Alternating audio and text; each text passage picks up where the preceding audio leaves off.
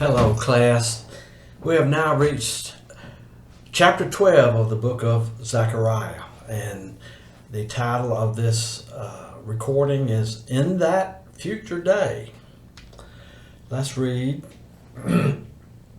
this first slide. The final oracle of Zechariah is in chapters 12 through 14, and it stands in sharp contrast with what has immediately preceded in chapter 11.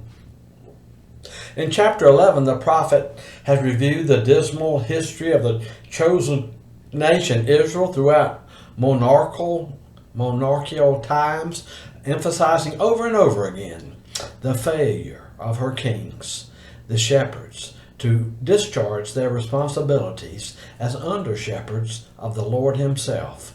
It will continue into Judah's future, finally reaching its climax in an evil shepherd par excellence, who will violently persecute and destroy the flock, only to be incapacitated himself by the wrathful intervention of the Lord. On the other hand, chapters 12 through 14 picks up the eschatological themes of chapters 9 through 10 and expands greatly upon them. Moreover, chapters 12 through 14 focuses on the messianic aspect of the eschatological redemption, going so far as to identify the Lord himself as the messianic figure. No more fitting conclusion could be found for a prophet who lived and ministered among the tiny, disappointed, frustrated, and pessimistic community of post-exile Judah. Zechariah is saying to them that the small beginnings of restoration they see in the construction of Zerubbabel's temple will be eclipsed beyond comprehension by the glory that someday will fill that place and indeed the whole earth. So here we look at chapter 12. The burden is, again, chapters 12 through 14, concerns the future restoration of the nation of Israel. Reading chapter 12, verse 1, the burden of the word of the Lord concerning Israel. Thus declares the Lord, who stretches out the heavens, lays the foundation of the earth, and forms the spirit of man within him. One of the clues that the thrust of the oracle is eschatological is the fact that it concerns Israel. From Zechariah's standpoint in time, Israel was a thing in the past because the 10 northern tribes had gone into exile 2 centuries before his time. But he, as well as other prophets, understand a day when all the exiled and scattered people of the Lord, that is, all 10 northern tribes and the 2 southern tribes as well, will be regathered, unified, and become Israel once again.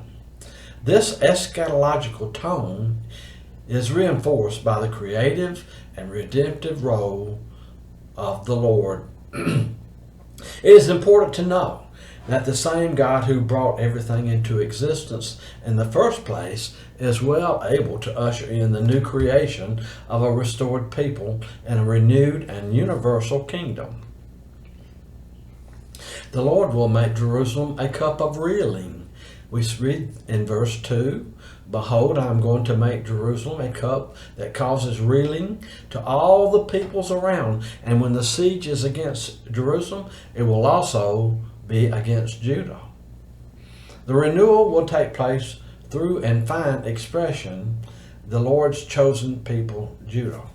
The Lord will use them as an instrument by which he does battle with the nations and brings them into his dominion. The Lord is going to make Jerusalem a cup that causes reeling to all the peoples around. That is, a cup which, when drunk by the nations, will cause them to stagger and stumble as a drunken man. The metaphor of a cup is also used by Isaiah and explained as a manifestation of divine wrath. Moreover, the prophet Jeremiah is commanded to serve the nations a cup of the wine of wrath that will cause them to reel and to and fro and be mad. This is the effect of the cup in Zechariah's oracle as well.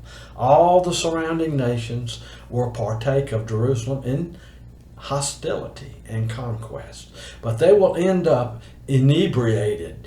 Judah too will cause the same reaction by extension. All the nations will be gathered against Jerusalem. Read verse 3. It will come about in that day that I will make Jerusalem a heavy stone for all the peoples. All who lift it will be severely injured, and all the nations of the earth will be gathered against it. Changing the metaphor, the Lord says in that day now, he will make Jerusalem a heavy stone for all the peoples. Here the chosen people are likened to pillage being carried off by the victors. But they will be heavier than the looters bargained for, so heavy that all who lift it will be severely injured. In spite of these grievous results, all the nations will nonetheless be gathered about Jerusalem with evil intent. The Lord will embarrass their enemies, the enemies of his covenant people. Look at verse 4. In that day, again we keep seeing repeated, declares the Lord, I will strike every horse with bewilderment, and his rider with madness. But I will watch over the house of Judah, while I strike every horse of the peoples with blindness. Then the clans of Judah will say in their hearts, a strong support for us are the inhabitants of Jerusalem through the Lord of hosts, their God. In that day, the Lord will strike every horse with bewilderment, and his rider with madness. The horses and their cavalry men will become confused. To add to their incapacitation, the Lord will blind the horses of the enemy. In contrast, the Lord will watch over the houses of Judah, the house of Judah. When all this comes to pass, the leaders of Judah will realize that the people of Jerusalem had been their greatest strength. Being used by the Lord of hosts to embarrass their enemies, the people of Jerusalem will guarantee that the nation also would survive. The people will inspire the national leaders. Verse 6 reads, in that day I will make the clans of Judah like a fire pot among pieces of wood, and a flaming torch among sheaves, so that they will consume on the right hand and on the left all the surrounding peoples, while the inhabitants of Jerusalem again dwell in their own sites in Jerusalem. It is the people of Judah, not the king, who inspire the national leaders. Thus, the leaders encouraged by the people will themselves be a source of divine judgment on the nations. The Lord compares the leaders to a fire pot among pieces of wood and a flaming torch among sheaves. The pots will become receptacles of fiery coals that will burn up all the surrounding woods that threaten Israel. One should remember at this point the poem in Zechariah chapter 11 verses 1 through 3. Zechariah refers to the leaders of the nations as trees and speaks of their destruction in terms of a fiery judgment. The nations on both the left and right will be consumed because the inhabitants of Palestine oriented themselves to the east. The left side would be the north and the right side would be the south. These are the directions in which the chariot horses of Zechariah's 8th vision rode in undertaking their conquest of the whole earth. The inhabitants of Jerusalem will again dwell on their own sites in Jerusalem. The whole nation will be restored and enjoy equal standing. Verse 7 says, the Lord also will save the tents of Judah first, so that the glory of the house of David and the glory of the inhabitants of Jerusalem will not be magnified above Judah. There will be an even-handed distribution of God's blessing, according to this verse. The Lord promises to begin the saving and the restoring process with the tents of Judah first. This is logically understandable in that Jerusalem's security cannot be assured until all the surrounding territory is brought under the Lord's protection. It is important to remember that the whole house of David and the inhabitants of Jerusalem will not be magnified above the tribe of Judah. Thus, the whole nation is included in the plan of ultimate redemption. The word tents should not be taken literally here. Thus, it is synonymous with a dwelling place in general. So in that day, a blessing to come, the Lord will deliver the outlying villages first, so that their comparative inferiority to the splendor of Jerusalem, and particularly the royal palace, might enjoy equal standing. The weak will become strong, and the strong will become stronger. Look at verse 8 and 9.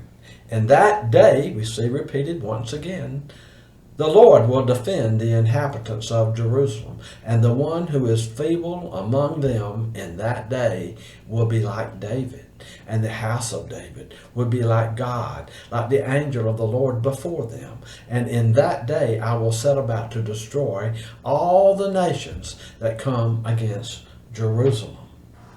In that day, the Lord says that he will defend the inhabitants of Jerusalem in such a powerful way that the weakest among them will be like David. Moreover, the house of David will be like God. David's house in that day will resemble the angel of the Lord, that manifestation of God who was before them. That is, the one who led the people of Israel in bygone days. What one should basically see here is an argument to magnify the Lord's glorious redemption of his people. The weak become strong, and the strong become stronger, even as powerful as God himself. Once more, the Lord says, in that day I will set about to destroy all the nations that come against Jerusalem. And that concludes this recording.